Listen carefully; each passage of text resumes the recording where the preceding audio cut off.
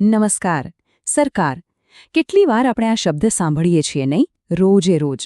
પણ ક્યારે ઊંડાણપૂર્વક વિચાર્યું છે કે આ સરકાર આખરે છે શું? એ કામ કઈ રીતે કરે છે?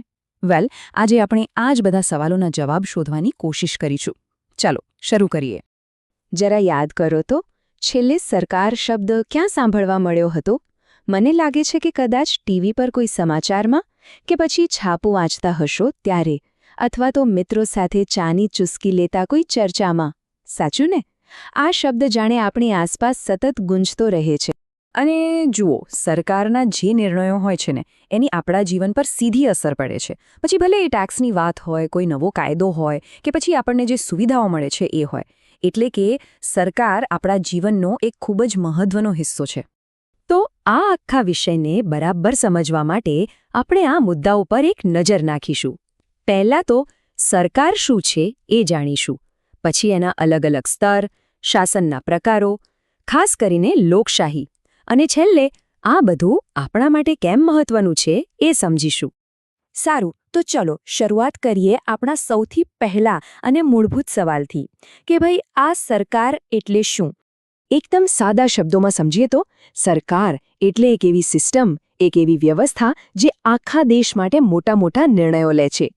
દાખલા તરીકે દેશની સરહદોની સુરક્ષા કરવી હોય, કે પછી રસ્તા, શાળાઓ જેવી સગવડો આપવી હોય, દેશનો આર્થિક વિકાસ કરવો હોય, આ બધું જ કામ સરકારની જવાબદારીમાં આવે છે.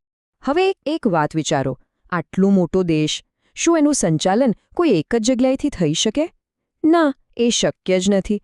બસ આ જ કારણે શાસનને એકદમ સરળ બનાવવા માટે સરકાર અલગ અલગ લેવલ પર, એટલે કે જુદા જુદા સ્તરે કામ કરે છે. તો મુખ્યત્વે સરકારના 3 સ્તર હોય છે. જો સૌથી પાયાના લેવલ પર આવે સ્થાનિક સરકાર, જે આપણા ગામ કે શહેરના નાના મોટા કામ સંભાળે. એની ઉપર આવે રાજ્ય સરકાર, જે આખા રાજ્યનો વહીવટ સંભાળે. અને સૌથી ઉપર, ટોપ પર હોય છે રાષ્ટ્રીય સરકાર, જે આખા દેશને લગતા મોટા નિર્ણયો લે છે. ઓકે, તો સરકારના સ્તર તો આપણે સમજ્યા, પણ હવે સવાલ એ થાય કે આ સરકારો ચાલે છે કેવી રીતે? મતલબ પાવર કોની પાસે હોય છે? આખી દુનિયામાં કયા કયા પ્રકારની શાસન વ્યવસ્થાઓ જોવા મળે છે? જુઓ, દુનિયામાં મોટાભાગે 2 પ્રકારની સિસ્ટમ જોવા મળે છે. એક છે રાજશાહી, જેમાં શાસન કોણ કરે? રાજા કે રાણી, અને એમનું પદ વારસાગત હોય, એટલે કે પિતા પછી પુત્રને મળે. અહીં બધા જ નિર્ણયો લેવાની સત્તા બસ એક જ વ્યક્તિ પાસે હોય છે. હવે એની બિલકુલ સામે છે લોકશાહી, જ્યાં અસલી પાવર, અસલી સત્તા લોકોના હાથમાં છે. લોકો પોતે વોટ આપીને પોતાના શાસકોને પસંદ કરે છે. અને આપણે જાણીએ છીએ કે ભારત તો દુનિયાની સૌથી મોટી લોકશાહી છે.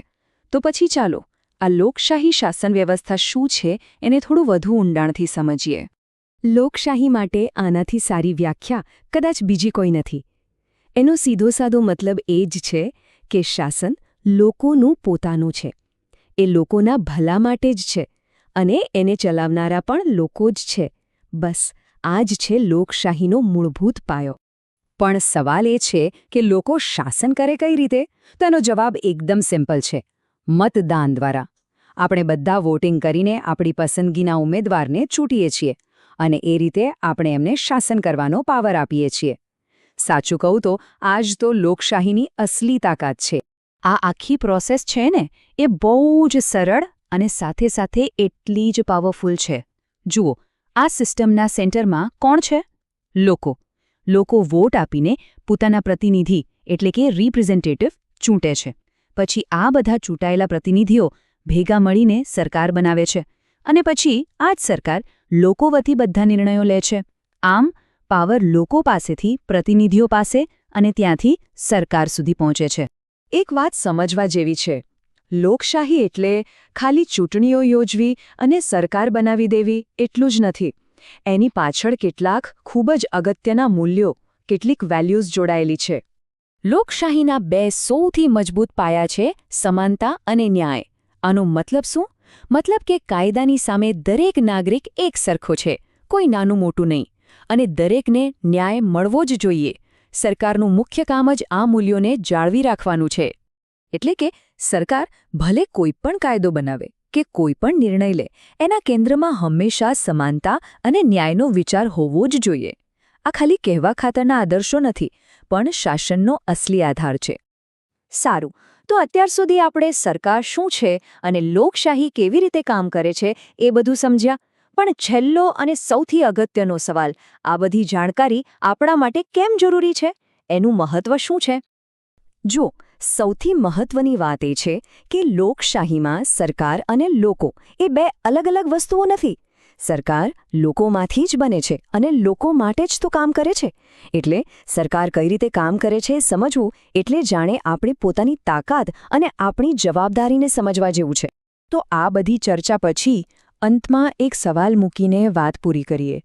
એક જાગૃત નાગરિક તરીકે આપણા દેશની લોકશાહીને હજી વધુ મજબૂત બનાવવા માટે આપણે સૌ શું કરી શકીએ?